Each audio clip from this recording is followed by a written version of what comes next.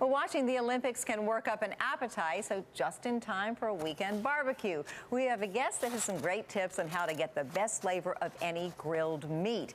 Here to talk about that is Anthony "The Big Cheese" Mongiello, the founder of Mongiello Cheese. Welcome. Thank you. I have to say, you're making me hungry just looking at this. Well, that makes me happy. That makes me happy. First, talk a little bit about grilling meat. What do you have to keep in mind when you throw that chop or that steak on the grill? The first thing you really want to do is make sure the grill is preheated. Make sure it's hot. Now, when you put that meat down, you want to get that sear, but you don't want to rush it. You don't want to flip it too soon. Why? Because you may get it to stick to the grill, and then it may wind up too dry. So 1 to 2 turns is the most I recommend. And will you handle steak or beef differently than you would handle pork? Yes, you would. You always want to make sure that pork is cooked thoroughly. So what I do is I set it on a very low flame, usually towards the back of the grill, and I let it do its job. Cook very slowly. Steaks, you want to have, I like, a medium rare steak. So I'll put it down, maybe about 3 minutes. I'll flip it over to the other side, another 3 to 4 minutes, and I'll do that little test. But the important thing is, before you cut it, you want to take it off the grill and let it rest.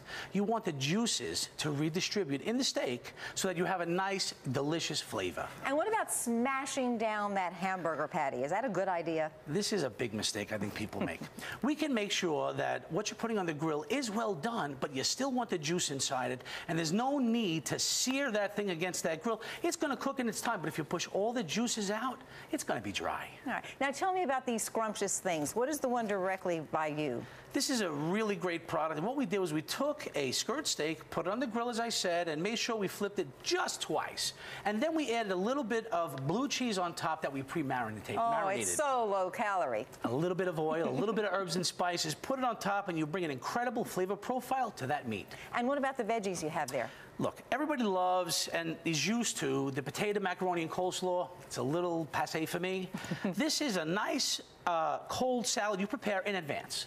Now, we're going to go out and we're going to grill, but you can prepare it inside. We got chickpeas, we got kidney beans, black olives, string beans, a very fresh aspect. And all you need is a little Italian dressing to put on top to give you the flavor profile. And voila. Now, what about in the back? It looks like shrimp and sausage? This is a shish kebab, and this is shrimp with kielbasa. But the cool part about it, the tip I want to tell you is use 2 skewers. Do you ever have a problem trying to use a kebab on a grill and it spins around on you? And also the skewer breaks. Yes, it does. So if you put 2 sticks on, it's going to lay flat and make it easy for you to flip over.